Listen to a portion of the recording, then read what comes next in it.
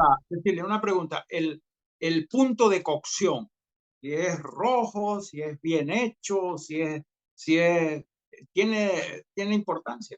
Desde el punto de vista de la digestibilidad, aparentemente cuanto menos cocción tenga, sería mejor, eso es lo que Esa tengo es la idea que yo entendido. tengo. Sí, sí. Pero también ahí tenés más riesgo, ¿no? Con respecto Ah, a patógenos que puedan existir en la carne. Pero también acá creo que una de las cosas interesantes es que cuando uno hace esa carne asada, evitar esa crostita, ¿no? O sea, el quemadito de la carne. Y eso tiene, bueno, también como Los muchas. cancerígenos, claro, los Sí, ahí va, eso benzodiazepinas, es cancerígeno. por conceptos culturales, por la gran difusión que hay ahora de todos los conocimientos, se demonizan y se beatifican cosas que no en realidad, cuando uno lo analiza bien o cuando pasa la onda, no había razón de ser. Una de ellas creo que es la proteína. En nuestro mundo creo que las tenemos supravaloradas. Y como siempre, con este nueva frontera de la medicina, que es la microbioma, ahora nos estamos dando cuenta que con nuestro estilo de vida, con la falta de movimiento, con el mucho estrés, con la alimentación industrial, nuestros microbios están reduciéndose de su biodiversidad tienen hambre. Lo único que ellos comen, cuando comemos proteínas, no le damos nada.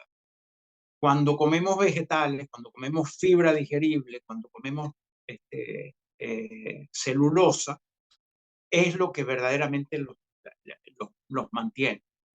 Entonces, hemos pasado como yo diría, como un fenómeno cultural, a pensar que la proteína viene a salvarnos completamente de la acumulación de grasa.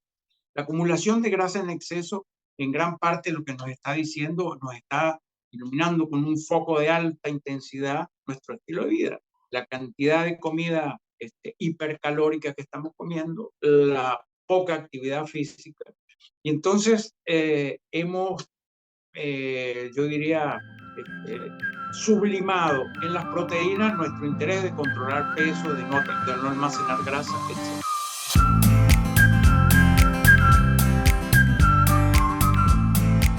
Buen día. Buen Buen día, día. ¿cómo estás? Bien, bien, emocionado, con hambre de proteínas. Hoy vamos a hablar de proteínas, ¿cierto? Exacto, sí, sí, hoy el tema son las proteínas y Bueno, qué tema para los uruguayos, ¿no? Para ti, para mí, que soy un uruguayo afuera, bien interesante, las proteínas. Bueno, qué tema, bueno, tan de actualidad. Que creo que estuve averiguando para hablar en el podcast sobre las proteínas y tuve muchas sorpresas. Por ejemplo, ¿tú te imaginas o sabes, tienes idea cuál es la proteína animal que más se consume en el mundo, de acuerdo a cifras de la Organización Mundial de la Salud? no, ni idea. Bueno, yo pensaba en pollo, y que la segunda sería la carne roja, la carne de res. Bueno, muérete que 161 millones de toneladas son de pescado. La humanidad lo que más consume es pescado. Justo lo que recomiendan la mayoría de las dietas. Yo creo que, exceptuando los veganos, todo el mundo, o le hacemos chapeau al pescado. Es una proteína bendita. Bueno, resulta ser que es la que más comemos. Después vienen las aves, después viene el cerdo, con 121 millones, las aves con 136 millones de toneladas, el pescado con 161 y la carne de res, la carne uruguaya maravillosa, 72 solamente. Y las proteínas vegetales, yo creo que están mal en más aminoácidos importantes como los granos, la soya, etcétera. Pero se estiman en 13 millones de toneladas. O sea, si comparas con el pescado, 160 millones. Y el 10% de lo que consumimos de aves son de proteínas vegetales. Pero yo creo que es mucho más porque no se contabiliza. Pero va subiendo y la tendencia, expectativa, la proyección es que para 2035 estemos comiendo 100 millones de toneladas de origen vegetal. Entonces, bueno, aquí entramos en tema hablando de las proteínas son fundamentales son plásticas, ¿verdad? Para producir masa muscular, para producir los tejidos de nuestro cuerpo. Pero hay una tendencia, yo creo, bastante generalizada a pensar de que las proteínas que son mejores son las de los animales. Pero las proteínas vegetales están distribuidas no en una forma tan buena como la de los animales, pero están absolutamente todos los aminoácidos.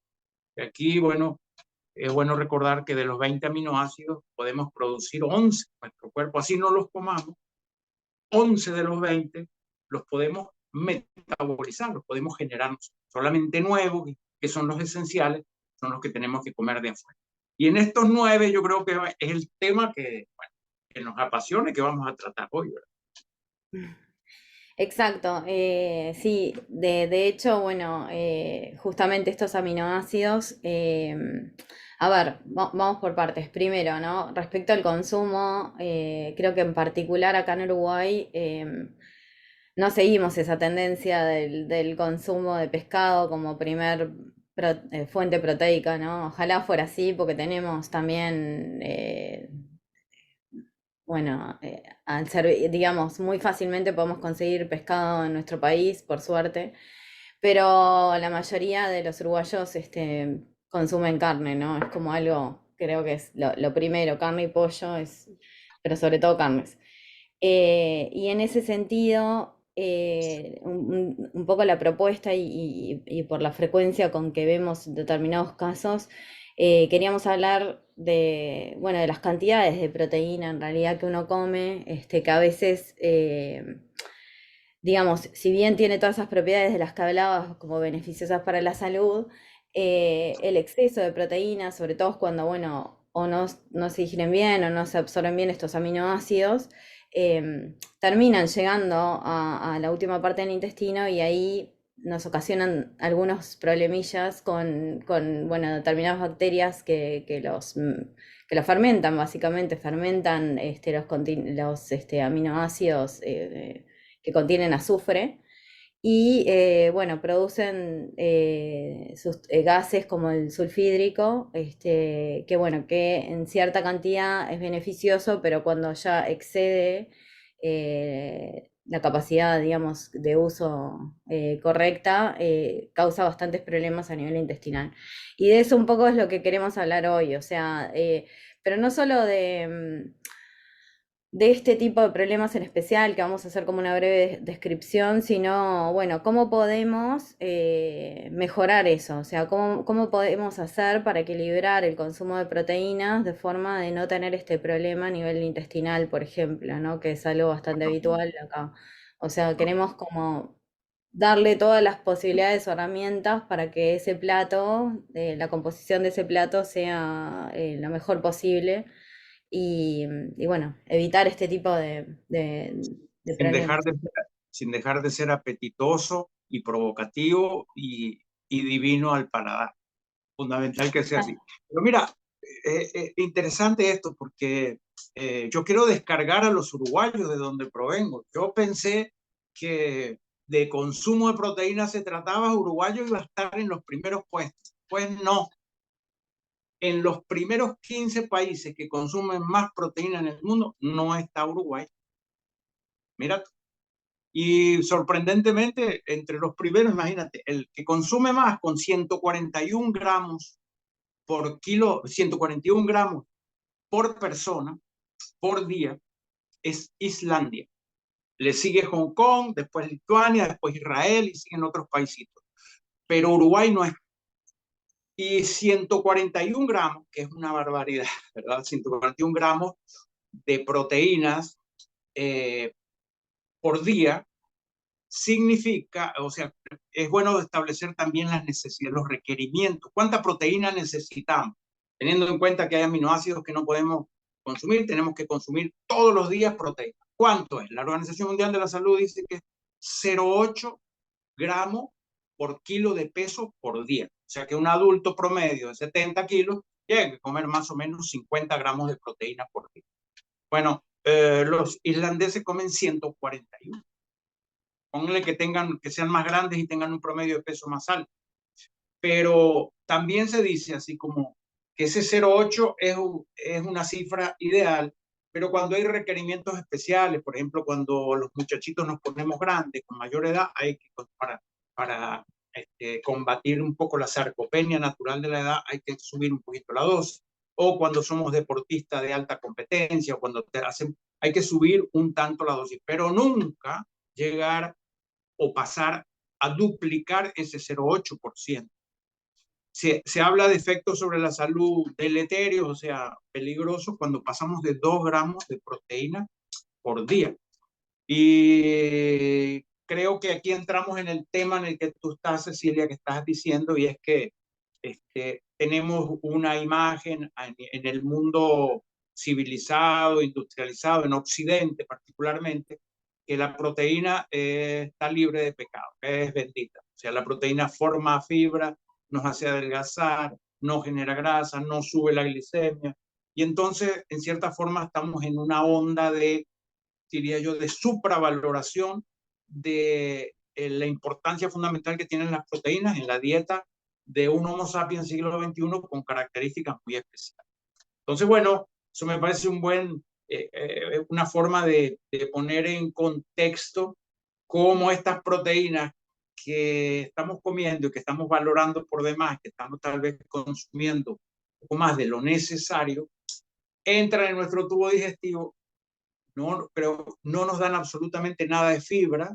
Nuestro microbioma, con todo lo que es nuestro tema fundamental de conversación, cuando tenemos una dieta carnívora, muere de hambre porque no tiene nada para comer. Y aparte, todos estos fenómenos en la digestión que produce, o sea, produce gas sulfídrico y también producen esas bacterias, proteínas que son muy inflamatorias, ¿verdad? Que inclusive que pasan por el colon. Bueno, yo te pregunto a ti porque tú eres una experta en esto y manejas muy bien este tema. Entonces, bueno, los uruguayos no comen mucha proteína. En general, en Occidente estamos comiendo más proteína de la que necesitamos. Si comemos más de 2 gramos por día, nos daña la salud por kilo de peso, 2 gramos por kilo de peso. Y eso hace que tengamos una idea de como que son más necesarias de lo que en realidad son. Y ese es un tema de que queremos tratar hoy en detalle. Exacto, en realidad, también contextualizando un poco y llevándolo a lo que está pasando ahora, también creo que hay un análisis que debe hacerse en cuanto a los jóvenes y algo que estamos viendo que da un poco de, digamos, que habría que evaluar un poquito y dar un poco de contexto, pero es en general la población joven, los adolescentes, ahora hay como una moda, digamos, que por un lado está buenísima, están muy preocupados por su salud, por mantener esa masa muscular que de repente hace años no pasaba. Y nadie se preocupaba por eso, y bueno, la idea era siempre estar flaco y nada más. Ahora se le da importancia al músculo y toda la importancia metabólica que tiene, ¿no? Porque además es como, parecería ser como la cuenta bancaria para el futuro de nuestra salud, o sea, mantener esa masa muscular es fundamental. Y en eso estamos todos de acuerdo. Pero también es verdad que, bueno, a veces uno, viste, estas tendencias se van como demasiado a los límites y bueno, vemos casos, por ejemplo, de adolescentes que comen una cantidad exorbitante de huevos por día o comen una cantidad exagerada de carne y estamos hablando de cantidades por encima de los 10 huevos, ¿no? Entonces ahí es que uno de repente le llama la atención. O bueno, carne también en forma exagerada diaria. Bueno, todo esto con el fin de desarrollar toda esa masa muscular. Y, y bueno, y en este caso, obviamente, de repente en jóvenes no se ven inmediatamente las consecuencias, pero bueno, eso a largo plazo tiene un montón de consecuencias a nivel intestinal, que es un poco de lo que vemos y de lo que pasa a nivel del intestino con estas bacterias. Básicamente, este gas, el sulfídrico, bueno, lo que hace es inflamar la mucosa del intestino y de alguna manera inhibe todo eso que hablamos la última vez, que era la producción, las bacterias buenas probióticas están produciendo sustancias antiinflamatorias como el butirato, y el sulfídrico inhibe esa absorción del butirato. Entonces no permite que también que las mitocondrias, o sea, las fuentes de energía de esas células del colon, produzcan esa energía necesaria para su salud. Y bueno, por ejemplo, algunos síntomas que uno puede percibir o que se puede dar cuenta de que esto está pasando, digamos, en su organismo, como para tener en cuenta es bueno, esos gases. El sulfídrico lo que tiene es un olor muy prominente a azufre, ¿no? Compuestos azufrados que se describen casi siempre como ese olor a huevo podrido, por decirlo de Luego alguna manera. podrido, claro, claro, claro, el gas sulfúrico. Sí, sí, sí, Exacto. sí. Y entonces, si bien esto, o sea, tener estos gases de vez en cuando, bueno, no pasaría nada. El tema es cuando eso es algo que se da con cierta frecuencia y regularidad, ahí es que uno debería como, bueno, tener que se le emprenda la luz de alarma y pensar un poco en la dieta, porque estos aminoácidos de alguna manera están fomentando el crecimiento de estas bacterias, o sea, son como el sustrato que necesitan para crecer. Y bueno, también dan otros síntomas como dolor abdominal, mal aliento, se ha descrito también cierta inflamación de las encías. Bueno, este sulfídrico hace de las suyas, digamos, cuando está en exceso, ¿no? O sea, no, estamos hablando de un consumo alto de proteína y, bueno, también a veces de grasas que acompañan estas proteínas. Claro. Pero un poco, esos serían como los síntomas que uno tendría como que, bueno, prender esa lucecita y decir ante eso, ver qué está pasando.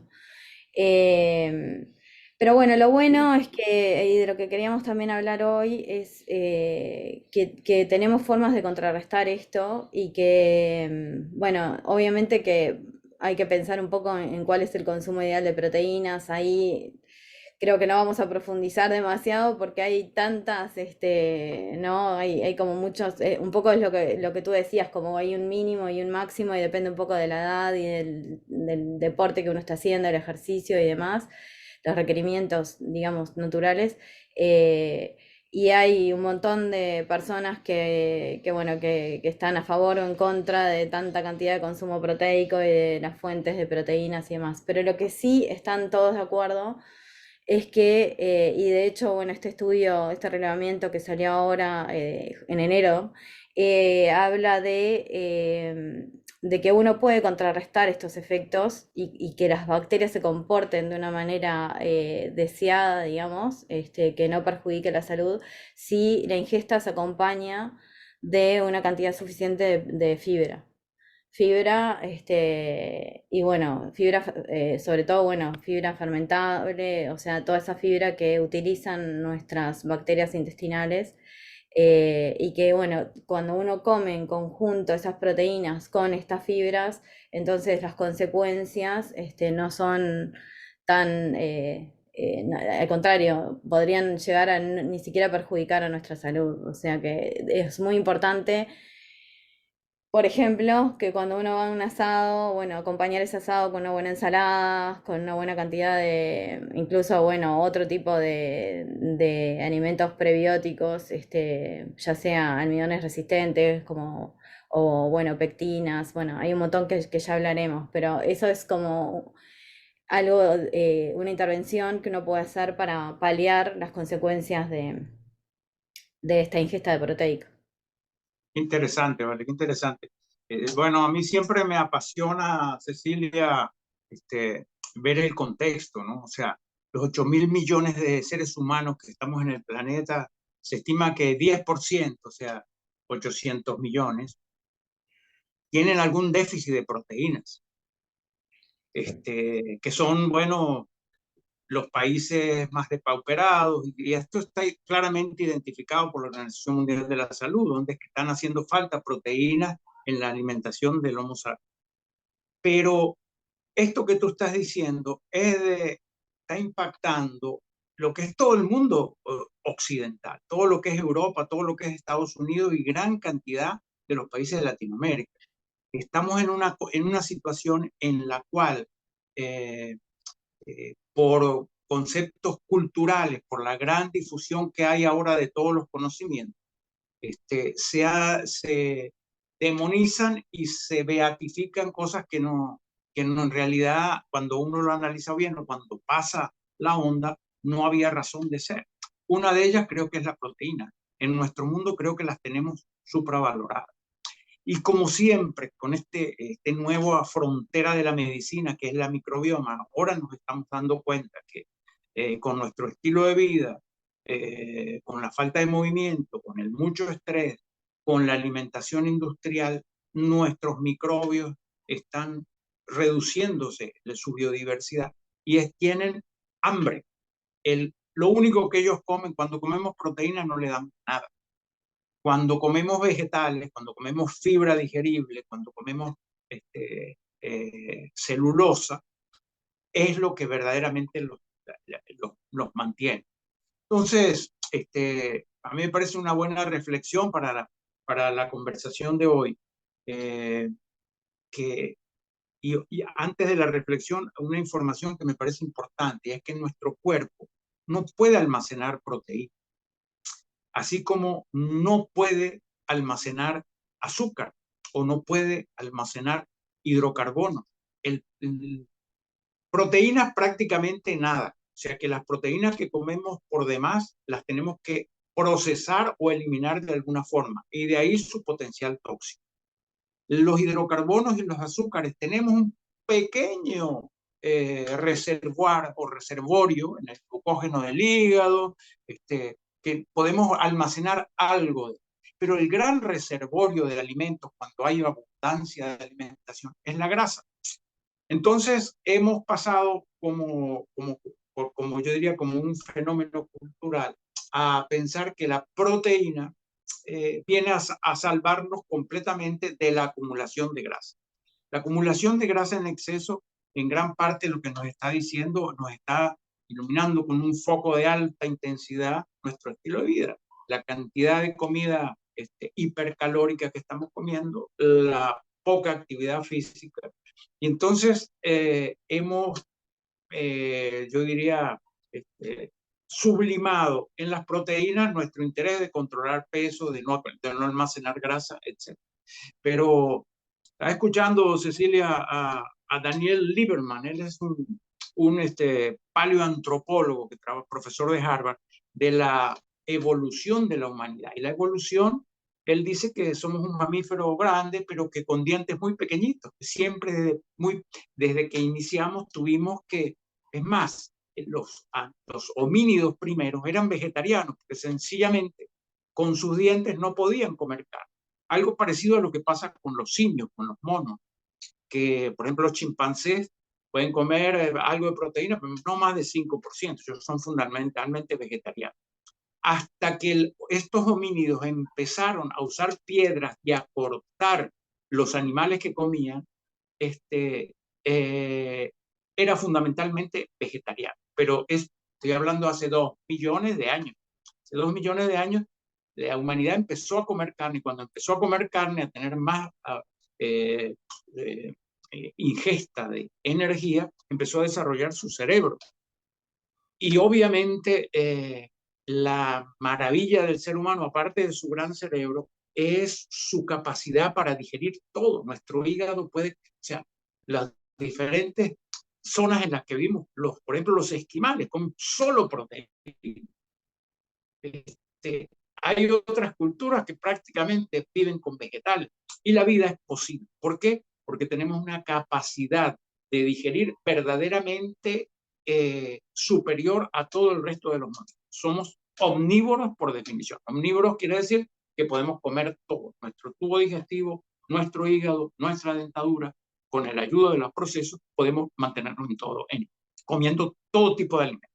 Pero nunca el Homo sapiens tuvo tanta disponibilidad de alimentos. Hoy en día podemos ir a un supermercado, podemos elegir un restaurante y podemos comer comida de cualquier parte del mundo, lo cual es maravilloso, pero también tiene su lado negativo, que es el acceso muy fácil a unas fuentes calóricas inmensas con una vida muy ajetreada sin movimiento físico. Entonces, poner a las proteínas dentro de este contexto nos hace ver la importancia de que el énfasis verdaderamente de cuando hablamos del tema de proteínas es que vengan, como dices tú, Cecilia, arropadas, envueltas en una cantidad de vegetales que nos permitan alimentar a nuestra microbiota, que, bueno, como sabemos, la tenemos bastante despauperada en todo el planeta. Entonces, por Bueno, ahí yo creo que, no, que adelante, también quería acotar que también, bueno, con respecto a esto del sulfídrico bueno, lo que tú decías, ¿no? Del acompañamiento de las proteínas como envueltas en esos vegetales, también hay, bueno, algunos estudios que hacen referencia a que, por ejemplo, el consumo de aceite de oliva reduce modula, digamos, todas estas bacterias, sobre todo unos tipos importantes como el sulfovibrio, que son bacterias que también producen este sulfídrico, pero que bueno, aparentemente el consumo de aceite de oliva también es otro de estos moduladores, en el sentido de que bueno, uno acompañando esas comidas, o macerando la carne en aceite de oliva previo a cocinarla, por ejemplo, eso es una buena estrategia. También logra este efecto modulador del efecto nocivo del exceso de proteínas. Y bueno, y eso es bien fácil, o sea, el agregado de ese tipo de aceites o, bueno, todo lo que sean, digamos, quercitina, por ejemplo, que es un compuesto que lo encontrás en las cebollas o en la manzana. Entonces también acompañar esas carnes con unas cebollas pochadas, por ejemplo, en aceite de oliva, sería como una buena intervención para poder comer ese asado y tener, bueno, el mejor resultado posible. una Eh, pregunta, Cecilia, una pregunta. El punto de cocción, si es rojo, si es bien hecho, si es, tiene importancia desde el punto de vista de la generación del gas sulfídrico y de la digestibilidad. Bueno, no, en realidad lo que uno debería, varias cosas, ¿no? Desde el punto de vista de la digestibilidad, aparentemente cuanto menos cocción tenga, sería mejor, eso es lo que Esa tengo es la idea que yo entendido. tengo. Sí. Pero también ahí tenés más riesgo, ¿no? Con respecto Ah, a patógenos que puedan existir en la carne. Pero también acá creo que una de las cosas interesantes es que cuando uno hace esa carne asada, evitar esa crostita, ¿no? O sea, el quemadito de la carne. Y eso tiene, bueno, también serían como los muchas. cancerígenos, claro, Sí, los ahí va, eso es benzodiazepinas. cancerígeno. Y una de las formas también de evitar eso es macerar la carne en aceite de oliva, por ejemplo, o macerar previo la carne en este tipo de aceites sobre todo agregándole condimentos, hace que se genere menos esa crostita y que no se queme tanto la carne. También eso podría ser una buena intervención. Y Eh, suena delicioso, que eso es importante. Claro, le da un montón de gusto, incluso si uno le agrega limón o vinagre o algo ácido, también predigiere esas proteínas. O sea, hace Claro. que esas proteínas sean más fáciles de digerir. Pero ese es un Eh, punto importante bueno, yo lo lancé así como para que tú lo reafirmaras. Pero las proteínas, cuanto menos cocidas, mejor se digieren. O sea, el mínimo calor que nosotros le ponemos a las proteínas las coagulamos. Y coagularlas significa que el ácido del estómago tiene que trabajar más duro para lograr romper ese trenzado que produce el calor. Pero obviamente la cocción es un aliado de nuestra alimentación absolutamente maravilloso y que del cual no podemos prescindir, ¿no? Tanto desde el punto de vista del sabor como desde el punto de vista de la protección del parásito, como desde el punto de vista de todo. Pero es un justo medio. Parece bueno esto del aceite de oliva. El aceite de oliva, obviamente que Dios lo hizo pensando en lo mejor para el hombre, porque desde la Biblia ya se usaba para curar, ¿verdad? El vino y el aceite de oliva. El aceite de oliva yo no veo estudios, publicaciones en el mundo que digan algo detractor del aceite de oliva. O sea,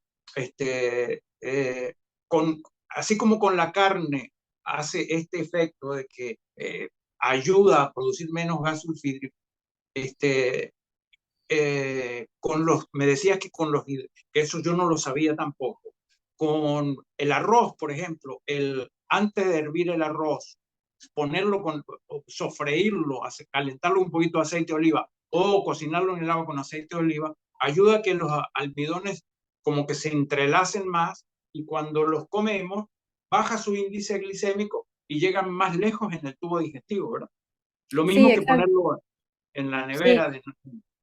sí, sí, sí. En cuanto al arroz o las papas, siempre conviene cocinarlas con un poco de aceite de oliva. En cuanto al arroz, lo ideal es agregarle un chorrito de aceite de oliva al agua. Y ahí lo que estamos buscando es que el arroz se impregne con todo ese aceite de oliva, lo absorba, digamos. Y entonces cuando nosotros lo exponemos a ese frío de la heladera de toda la noche, que lo que buscamos es modificar esa estructura del almidón para hacerlo resistente a nuestra digestión y que de alguna manera parte de ese almidón nutra nuestras bacterias buenas, esa exposición al aceite de oliva o ese provoca que genere aún más almidón resistente. O sea, es un pasito más dentro de lo que podemos hacer en cuanto a la cocción de ese tipo de alimentos, igual que las papas y los boñatos también, hacerlos al horno con un chorrito de aceite de oliva, también hace eso, que ellas chupen de alguna manera, absorban ese aceite de oliva y después con la exposición al frío Ya me, generen aún más ese almidón. ya me está Y dando después, hambre, ¿eh? Ya me está sí, dando ya hambre. está dando hambre. No, y después otra de las cosas que me parece que también está bueno mencionar es que hay un montón de, digamos, de herbales o de, digamos, tisanas, infusiones que son fáciles de conseguir, son económicas y creo que se ha perdido un poco digamos, la costumbre de adicionarlas, pero todos sabemos que, no sé, que nuestros abuelos usaban infusiones siempre, habitualmente veías en las casas ese tipo de preparaciones y que ahora obviamente las están investigando, hay estudios sobre eso y bueno, en particular en este caso de la formación del sulfuro de hidrógeno, hay algunas que nos conviene como agregar habitualmente en la dieta. Entonces, por ejemplo, una infusión de manzanilla, bueno, hierbas, condimentos como el perejil, por ejemplo, también está bueno. Creo que acá tenemos algo parecido que nos vendría bastante bien, que es el chimichurri, o sea que tiene ahí una mezcla de varios, o bueno, un pesto. Perejil, orégano, tomillo.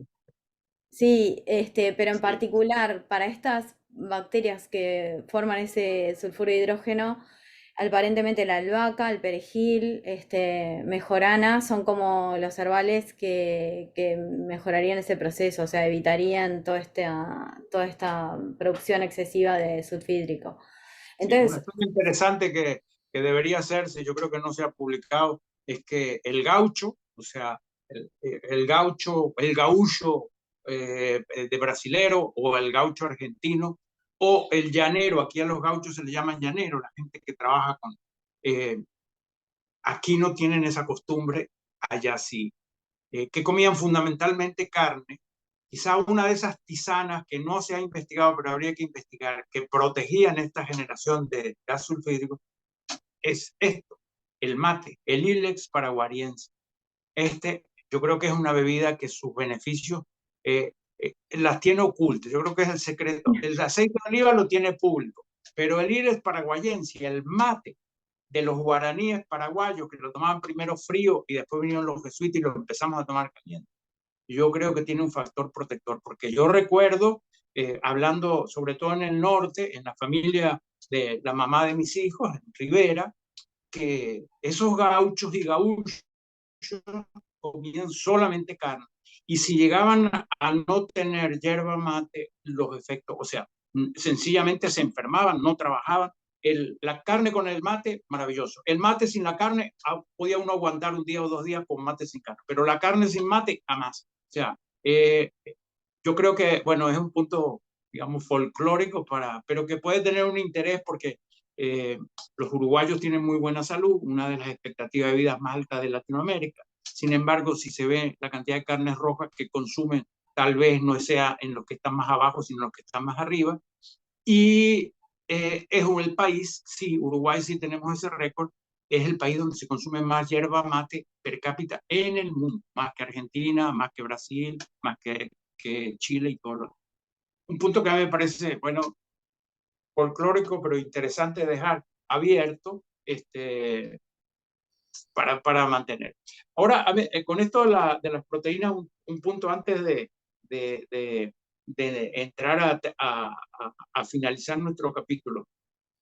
Las proteínas de carnes rojas, las proteínas de las aves, sobre todo las aves criadas industrialmente, las proteínas del cerdo en cierta forma, a diferencia de la de los peces, tienen muchas grasas saturadas. Los peces son proteínas que vienen empaquetadas de lujo con omega 3 y con omega 6. Entonces, cuando estamos hablando de proteínas, es bueno también tener en cuenta que la primera causa de muerte en nuestra sociedad son las enfermedades cardiovasculares, y la asociación entre las grasas saturadas, la falta de ejercicio y las enfermedades cardiovasculares es así directa, es causal. ¿Sí? No es de relación solamente, sino que es causal. Entonces, en la elección de las proteínas, tal vez esto es importante que lo tengamos presente hoy que estamos hablando de ese tema, que la ingesta de las proteínas, de las carnes rojas y de las proteínas animales con alto índice de grasa saturada, tiene un hándicap que las carnes blancas y las carnes de los peces no lo tienen. Entonces, me parece que eso es importante. Sí, además, ese tipo de carnes, lo que tienen es que son de mucho más fácil digestión, ¿no? Por eso siempre te dicen, bueno, la carne roja al mediodía y no de noche antes de dormir, porque es un tipo de proteína, digamos, que demora mucho más en ese proceso digestivo. En cambio, el pescado es algo que enseguida, es de mejor digestión, se absorbe mejor y demás. Y eso también hace que lleguen menos de estos excesos de proteínas sin digerir a esa última parte del intestino. Pero además, otro punto que quería como mencionar era que, para no olvidarnos, ¿no? Pero hay mucha gente también consumiendo muchos de estos polvos proteicos, ¿no? No solamente la ingesta de carnes, pescados o, bueno, de lo que estamos hablando, sino que también está de moda al agregar polvos proteicos para aumentar el consumo de proteína. Las Muchos de mermeladas. esos, bueno, de proteínas de la leche, bueno, en este estudio que estábamos mencionando, este es uno de las proteínas como más, digamos, la caseína sería como de estas proteínas que causan todavía más producción de sulfídrico y bueno, tienen como algunos puntos negativos. Y bueno, que quizá también es eso, ¿no? O sea, que no habría que evaluar la necesidad de incluir estos polvos proteicos y bueno, ver cómo también qué estudios hay de cada uno y esas serían también. Los polvos proteicos están más supravalorados todavía que la imagen general de las proteínas. Y la imagen que tenemos de las proteínas está hipervalorada.